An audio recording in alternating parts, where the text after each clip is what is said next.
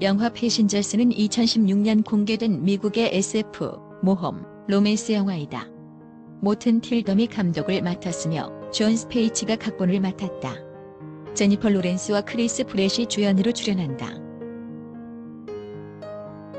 120년 동안 우주를 여행해야 도착할 수 있는 식민 행성 홈스테드로 향하는 후하우주 여객선인 아발론호에는 258명의 승무원, 5,000명의 승객이 냉동 수면 상태로 탑승하여 항해를 계속하고 있었다. 순조롭게 항행하는 듯 했으나 에너지 실드로 버티면서 운석 지대를 돌파하던 중 거의 우주선의 크기에 맞먹는 거대 운석과 충돌하며 문제가 발생한다. 여기저기에서 크고 작은 문제들이 발생하는 와중에 도착 예정보다 90년 빨리 깨어나게 된 엔지니어 짐 프레스턴은 설레는 마음으로 동면에서 깨어날 다른 승객들을 기다렸지만 오래지 않아 깨어난 건 자신뿐이며 우주선이 홈스테드에 도착할 때쯤엔 자신은 죽고 없을 거라는 사실을 깨닫게 된다. 어떻게든 다시 동면에 들어가기 위해 동면 장치를 수리해보지만 재동면은 불가능했고 승객인 자신의 권한으로는 우주선의 조종구역에 들어가는 것도 불가능하다는 사실을 깨닫고 절망한다. 자포자기한 짐은 여객선 내의 다양한 시설을 즐기거나 로봇 안드로이드 바텐더 아서가 있는 바에서 술과 제한적인 대화를 즐기며 시간을 보내지만 그마저도 그만의 외로움과 절망감을 달래주지는 못한다.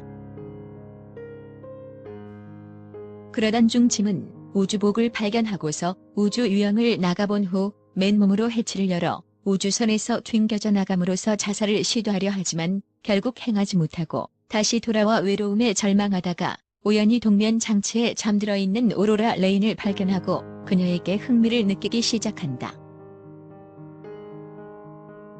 작가였던 그녀의 인터뷰와 작품들을 모두 정독하면서 점점 그녀에 대한 사랑을 느끼기 시작한 짐은 그녀를 영영 되돌아가지 못할 감옥에 가두게 된다는 사실을 알고 있음에도 불구하고 진지하게 오로라를 동면에서 깨우고자 하는 유혹에 빠지게 된다.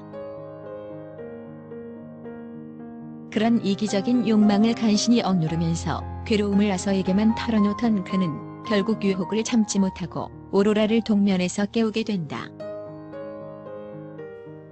깨어난 오로라는 짐이 그랬듯 혼자서만 깨어난 사실에 똑같이 당황했고 여러 가지 노력을 해보지만 무의미했다. 지난 1년간 혼자 살아왔던 짐은 로봇 아서에게 자신이 그녀를 깨웠음을 비밀로 해달라고 요청한 뒤 그녀가 마음을 놓을 수 있게 설득하면서 둘은 사랑에 빠지게 된다. 하지만 짐이 오로라에게 반지를 만들어 건네주려고 마음먹은 날 밤 오로라가 로봇 아서 앞에서 짐과 나 사이에는 비밀이란 없다고 말하고 짐은 이를 부정하지 않고 프로포즈 준비를 위해 잠시 자리를 비운다. 로봇 아서는 그녀에게 짐의 비밀을 알려주어도 된다고 판단하고 짐이 그녀를 일부러 동면에서 깨울 수밖에 없었던 일과 그것을 고민했던 일들을 오로라에게 털어놓는다. 준비를 마치고 돌아온 짐은 오로라의 표정에서 문제가 발생했음을 직감하고 얼어붙는다. 순간 분노에 찬 표정으로 바텐더 로봇 아서를 노려보지만 로봇이라서 상황을 알아차리지 못한다. 오로라는 절망하고 비틀거리면서 일어나 그에게 분노하며 다가오지도 못하게 하고 떠나버린다. 오로라가 느낀 배신감과 절망감은 너무나 컸기에 한밤중에 짐을 찾아가서 그를 심하게 폭행한다. 짐은 깨어나서 스스로를 방어하려다가 자신을 쇳덩이로 내리치려는 오로라의 얼굴을 보면서 무방비 자세를 취한다. 이를 보고 오로라는 울음을 터뜨리며 밖으로 나간다. 짐은 선내 방송으로 말을 거는 등 필사적으로 용서를 구하려 하지만 오로라는 전혀 듣지 않는다. 하지만 우주선이라는 공간적인 제약에서 벗어날 수도 없는 상황이고 다시 동면에 들어갈 수도 없었기에 각자 아서와 만나는 날을 정해놓는 등 서로 거리를 두고 마주치지 않으려 애쓰며 살아가게 된다. 오로라가 깨어난 지 1년쯤 되었을 때 짐은 그녀에게 사과의 의미로 우주선 바닥을 뜯어내고 나무를 심는다. 오로라가 우연히 발견한 나무에 매료되어 다가간 순간 낯선 남자의 목소리가 들려온다. 깜짝 놀란 두 사람 앞에 나타난 것은 아발론 호위 승무원 중 한 명인 커스 맨큐조로 그 역시 알 수 없는 오류로 인해 동면에서 깨어나게 된 것이다. 커스의 승무원용 아이디를 통해 세 사람은 제한 구역에도 드나들면서 보다 큰 권한을 사용할 수 있게 되었다. 세 사람이 조사를 계속한 끝에 알아낸 것은 아발론 호위 시스템 어딘가에 중대한 문제가 생긴 것이다. 이를 증명이라도 하듯 함내의 인공지능 로봇들이 연이어 고장나고 갑자기 동력이 끊겨 인공 중력이 소실되는 등 가볍지 않은 사고들이 계속 발생한다. 그리고 심지어 문제를 진단하는 시스템까지 오류를 일으키는 바람에 어디에 어떻게 문제가 생겼는지를 원격으로 알 수 없게 되어 일일이 찾아가서 확인해야만 하게 되었다. 이런 가운데 승무원 커스의 몸에 이상이 있는 것을 알고 우주선의 의료 장비를 통해 검사한 결과 전신의 세포가 괴사하고 장기가 붕괴되어 죽어가고 있다는 것을 알게 된다. 커스는 끝내 문제의 원인을 찾아내지 못한 채 오로라와 짐에게 서로를 보살피라고 권한 뒤 짐에게 자신의 아이디를 건네주고 눈을 감는다. 이후 계속 문제를 조사하던 두 사람은 우주선을 관통한 운석이 원자로 조종 컴퓨터를 일부 파괴하는 바람에 핵융합로 제어에 문제가 생겼음을 알아낸다.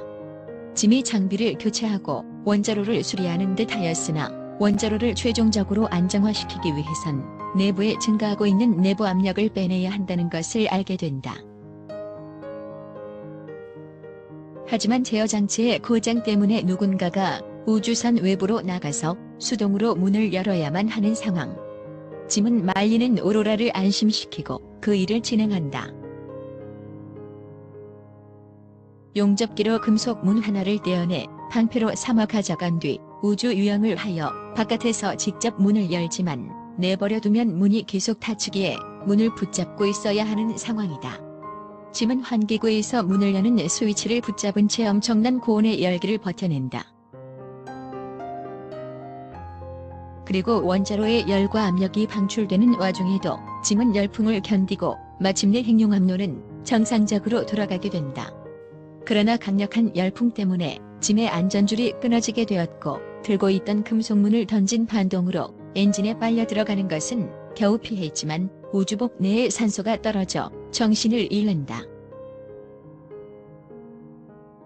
우주복을 입고 뒤쫓아온 오로라가 간신히 짐을 붙들고 인공지능인 오토닥으로 데려오지만 이미 짐은 사망한 상태였다. 오로라는 커스의 아이디를 이용해 오토닥에게 긴급히 소생을 지시하고 위험 부담을 안고 다수의 동시 시술을 허가한다. 그렇게 짐은 간신히 되살아나게 된다. 이후 짐은 커스의 아이디를 이용하면 오토닥을 동면기로 활용해서 동면에 들어갈 수 있음을 알아낸다. 하지만 오토닥은 우주선 내에 단 하나뿐이었기에 두 사람 모두 동면에 들어갈 수는 없다. 짐은 어차피 자신은 1년간 혼자 있었으니 괜찮다면서 오로라에게 남은 시간 동안 동면을 하고 목적지에 도착하면 깨어나서 글을 쓰라고 권유한다. 그러나 오로라는 거부하고 짐과 같이 우주선에서 계속 살게 된다. 88년 뒤 애초에 예정대로 홈스테드에 도착하기 4개월 전에 선장을 비롯한 승무원들이 동면에서 깨어난다. 중앙홀로 나온 그들은 짐과 오로라가 평생을 갖고 아름다운 정원으로 만든 중앙홀을 보게 된다. 지금까지 패신저스 영화 이야기였습니다. 즐겁게 보셨다면 구독과 좋아요를 부탁합니다. 감사합니다.